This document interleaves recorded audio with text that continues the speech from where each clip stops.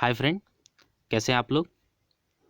यह है static plus current affair question का सेट, जिसका मोटिव है कि आने वाले एग्ज़ाम में आपको किस तरह से क्वेश्चन देखने को मिलेंगे और साथ ही आप ये जज कर पाएँ कि आपकी जनरल अवेयरनेस की तैयारी कैसी है। इसमें हम लोग सर्टेन क्वेश्चन को डिस्कस करेंगे। आइए स्टार्ट करते हैं। पहला क्वेश्चन है, how many seat in Lok Sabha reserve for scheduled tribe. अनुसूचित जनजाति के लिए लोकसभा में कितनी सीट रिजर्व्ड है। आंसर है 47। शेड्यूल्ड ट्राइब के लिए लोकसभा में 47 सीट रिजर्व्ड है और शेड्यूल कास्ट के लिए 84 सीट रिजर्व्ड है। याद रखिएगा, शेड्यूल्ड ट्राइब के लिए 47 सीट रिजर्व्ड है। साथ ही में SC/ST से रिलेटेड कुछ कॉन्स्टिट्यूशनल प्रोविज़न आप देख लीजिए।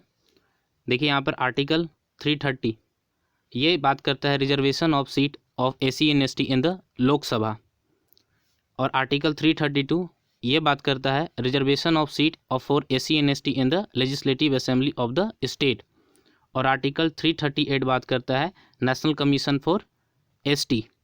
तो ये तीन आर्टिकल्स, आर्टिकल 330, 332 और 338, ये हमेशा एग्ज़ाम में पूछे जाते हैं। और ये तो अभी करंट अफेयर में भी काफ़ी था, क्योंकि अभी कुछ दिनों पहले कॉन्स्टिट्यूशनल अमेंडमेंट करके जो रिजर्वेशन ऑफ सीट है जो SC/ST का लोकसभा में, उसको 10 साल के लिए एक्सटेंड कर दिया गया है।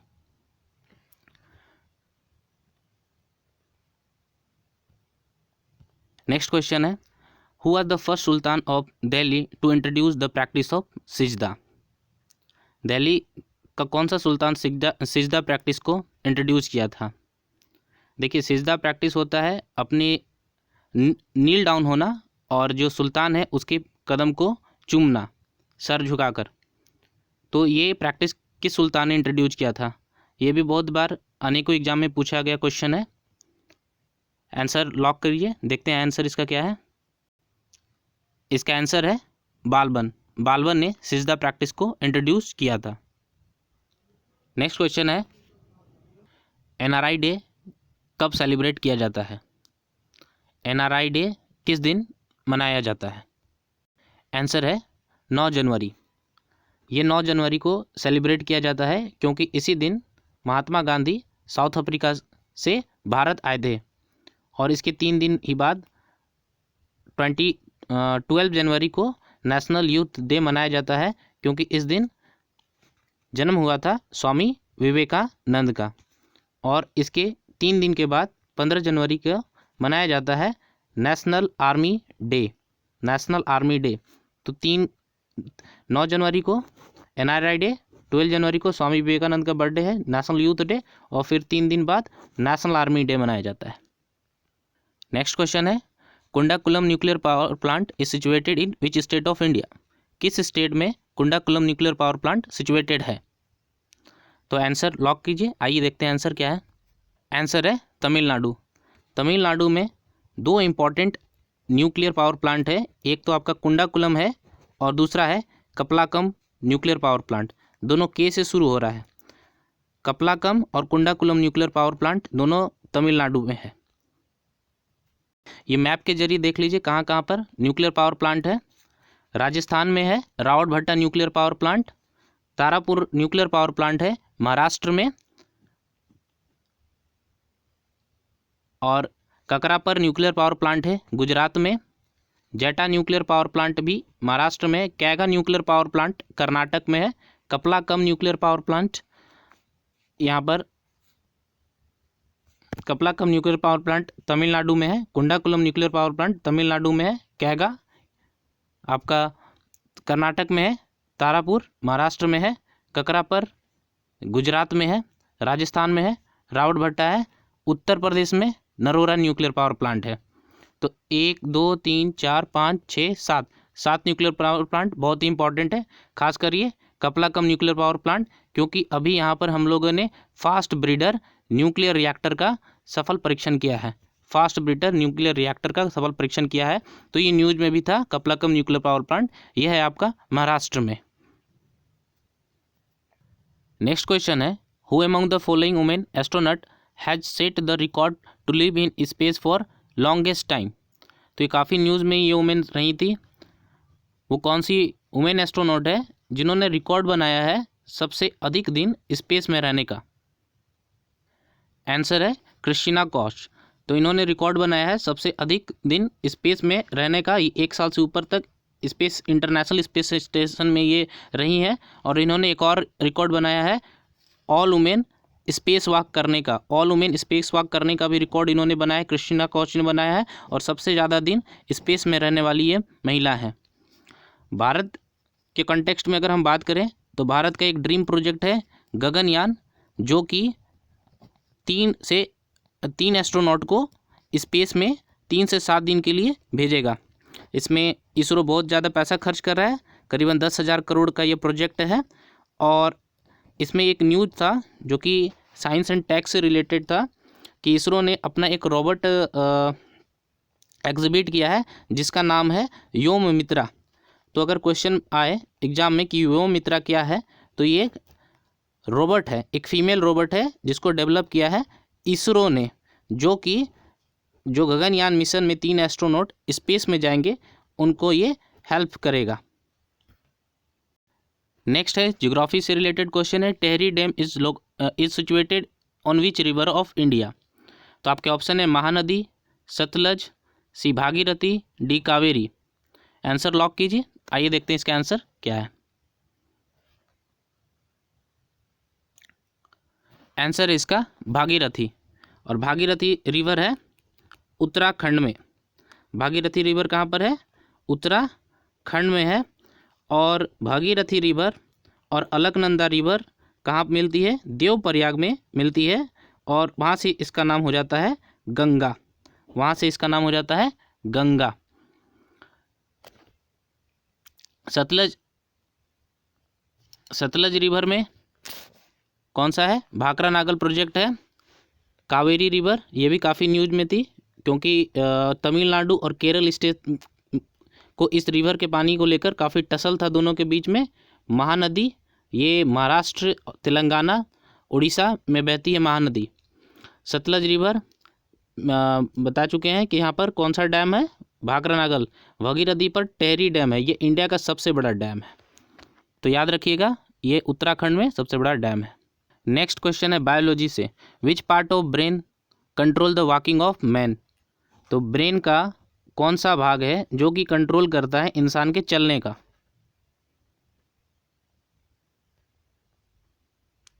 Option A cerebrum, cerebellum, medulla oblongata, spinal cord. Cerebrum, medulla oblongata, spinal cord. तो ये चारों पार्ट हैं आपके ब्रेन के। तो इनमें से कौन सा पार्ट वॉकिंग को कंट्रोल करता है?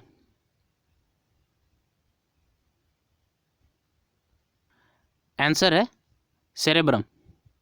सेरेब्रम कंट्रोल करता है वॉकिंग को। इसको कैसे याद करते हैं? देखिए, सेरेब्रम के अंतिम में है रम। रम पीने से आदमी क्या होता है? चल नहीं पाता है।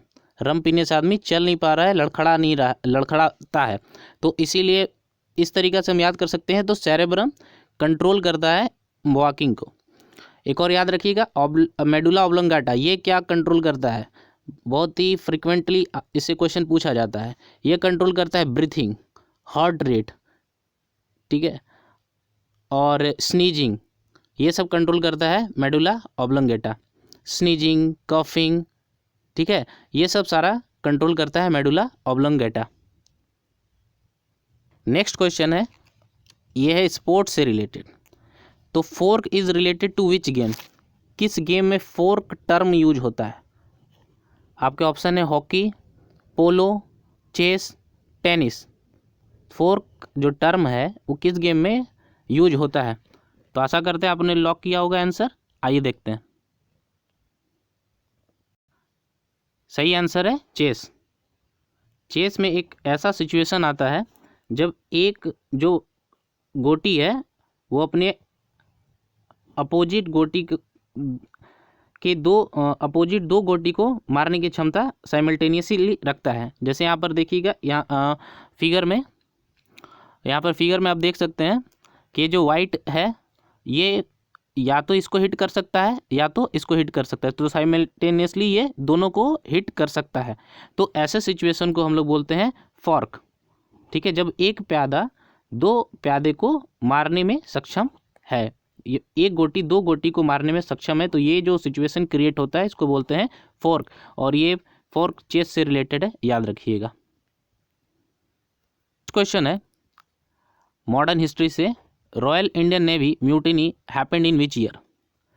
जो इंडियन नेवी ने म्यूटिनी किया था, जिसको बोला गया था last nail in the coffin of British, तो ये किस साल हुआ था? तो आशा करते हैं ऑप्शन आपके हैं 1939, 1942, 1946, 1940। I hope you have locked the answer. Let us check the answer. Answer है 1946। 1946 को हुआ था Indian navy mutiny. Next question है डिफेंस से related. Hand in hand military exercise is conducted by India and which country. Hand in hand exercise India और किस country के बीच में होने वाली सैन्य अभ्यास है? ऑप्शन है Australia, Mongolia, China, USA. Hand in hand. Answer है चाइना।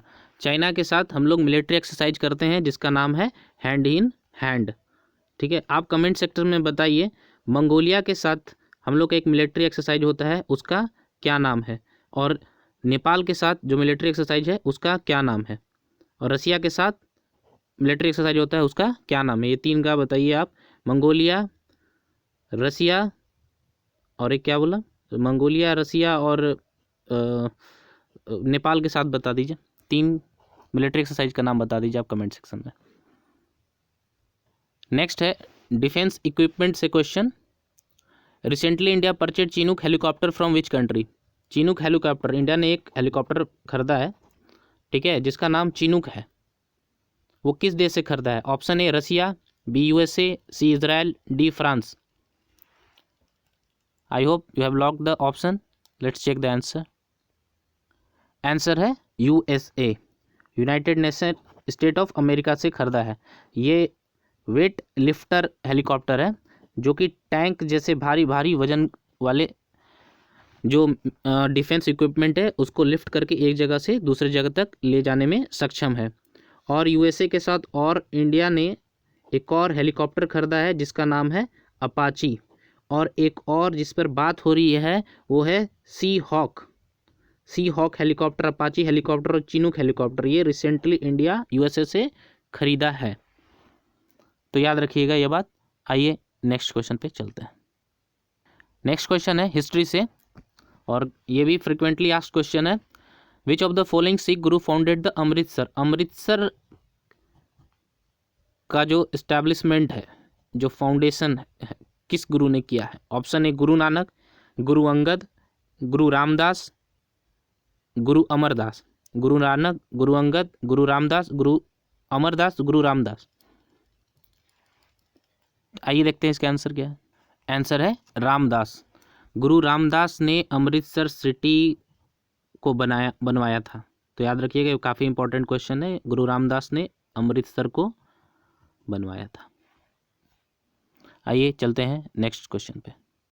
सॉरी, आज का क्वेश्चन डिस्कशन यहीं पे समाप्त होता है। 12 ही क्वेश्चन थे इस सेट में, तो आशा करते हैं आपने काफ़ी क्वेश्चन को अटैम्प्ट किया होगा, सही से आंसर भी किए होंगे। तो कितने आंसर आपके आ रहे हैं आप कमेंट कीजिए कमेंट सेक्शन में। नेक्स्ट सेट अगले दिन लॉन्च होगा। Thank you very much.